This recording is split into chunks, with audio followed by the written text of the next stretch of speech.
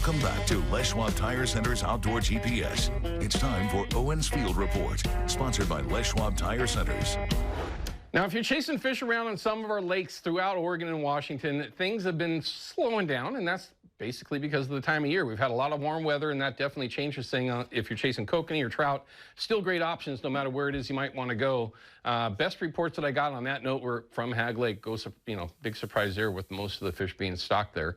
But the Willamette is still in the forecast. There's been a lot of people still chasing them down there in the mouth of the Willamette. Now with the Columbia reclosing for the retention of Chinook, you can still fish out on the Columbia, just not for Chinook. So if you're going to be down there, just make sure you pay attention to the deadline, because they will absolutely be all over that, just like they were before it had recently reopened for a short time for retention of Chinook on the Columbia. So lots of people down there. Fishing is certainly starting to wind down, but some of the fish that have been getting caught this week were huge. A couple of reports of mid-20s and bigger. I will say this, though, if you are chasing salmon in any location, I don't care where you are, waters are very, very warm, and these fish are very susceptible to warm water, especially if it's a wild and you're going to be releasing it. Keep it in the water, for crying out loud. Jason was just talking, and I were talking about this prior to the show.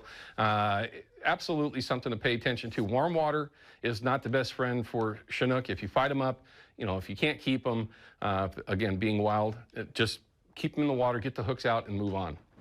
Quickly. That's the first thing I can tell you. Other than that, though, that's got to be starting to wind down, and a lot of people are going to change gears completely and start thinking about buoy 10 and the August 1st opener on the Columbia for fall Chinook. That's kind of what I'm waiting on at the very least. So certainly some things to look forward to, but maybe a little bit of time here to where you get yourself prepared for the buoy 10 fishery. We're going to talk about that with Phil and Jason here in a little bit. So heading over to Fisherman's, starting to get all your gear together before things get into full swing for fall Chinook. This is the time to do it. And if you're late, there's nothing I can do about stuff not being there because it gets sold out prior to the season gets started. That's just kind of how things work out. Fish counts, though, pretty much normal. The one thing that I'm kind of really interested in, are the numbers of steelhead that are working their way over Bonneville right now, which is not great. Based on a 10-year,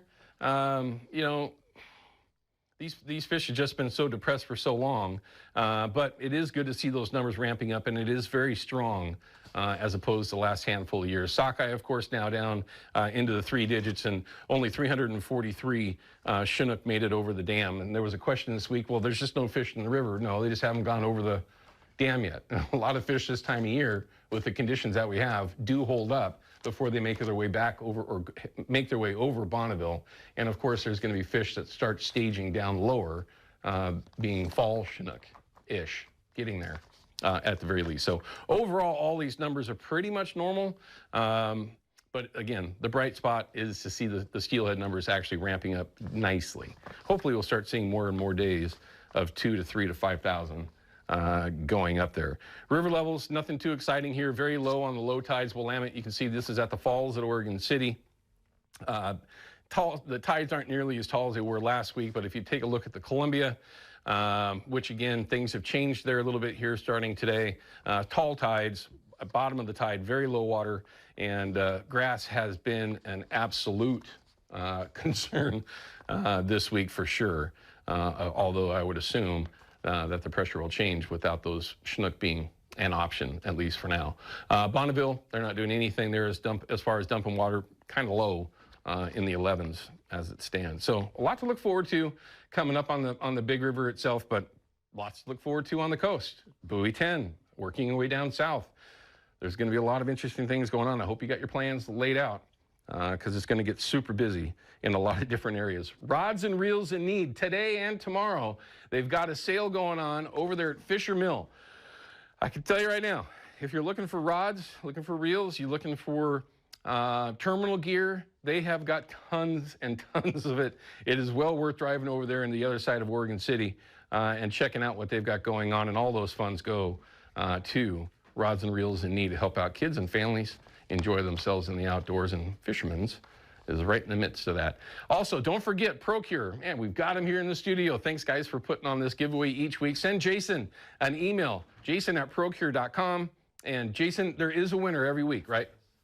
He's nodding his head yes. We get that question all the time. There's always a winner. You can only enter in once each week, but you have to enter in each week in order to win that prize pack. And it'll be very relevant going forward when you're talking about Chinook fishing, no matter where it is that you're going to be going. Now, let's check in with Peyton Major and find out what the weather's going to do. And again, like a lot of people, Peyton, we pay a lot of attention to Fox 12, Fox 12 Plus. It looks like we got some cooler weather coming. Yeah, a little cooler. Honestly, I don't see any heat waves in the 7-day forecast was for mid-July. Never really happens. Look at that boat heading out there on our Vancouver waterfront camera, 62 degrees. Today, it is going to be pretty much a perfect day. I mean, it's not going to be too hot. We're only going to get into the upper 70s, low 80s, and those clouds will start to clear if they haven't already this morning.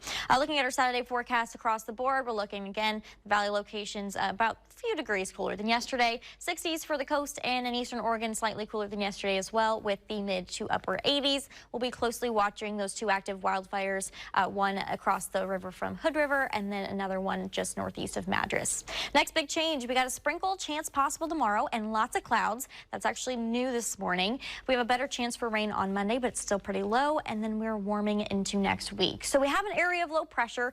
That's what's going to bring us the shower chances, but I do think tomorrow, instead of having just a few clouds, I think it's going to be actually a pretty thick marine layer overhead, and that may bring us a sprinkle if you are near the Cascades or coastline, but a shower or two is mainly possible on Monday. I'll time that out for you here. Here's tomorrow. Yeah, a little dot to green there, but the center of the low arrives early Monday, and that's going to bring us some more scattered coverage. Watch eastern Oregon. This is where we might see a couple isolated storms pop up as well.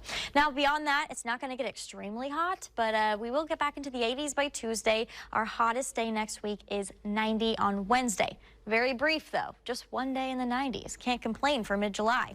Lows are also in the 50s to low 60s. Again, nothing extreme here.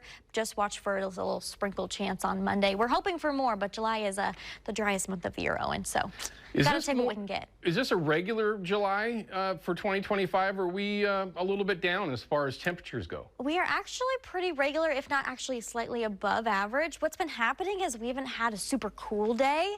It's more so just a degree or two above normal, which kind of adds up. So that's why I think the 78 and the 80 is below average, and today will be below average, but then we're slightly above next week. I'll take it all day. I'll take that all day long. Thank you very much, Peyton. We appreciate it. All right, we're going to cut to a break. When we come back, we're going to have Brad Staples live from the Deschutes River. Where else are you going to see that? Nowhere. It's literally just that simple. You're not going to find it anywhere else but here on Outdoor GPS. He's chasing summer steelhead with his clients. We'll find out how things are going, and maybe those numbers that you saw a little bit ago are helping out with the numbers ramping up at Bonneville Dam. We'll be back with that in just a minute. Outdoor GPS is brought to you by Hawken Fishing, perfection in fishing gear, and by Haxton's Canvas and Upholstery, the trusted name of the Pacific Northwest.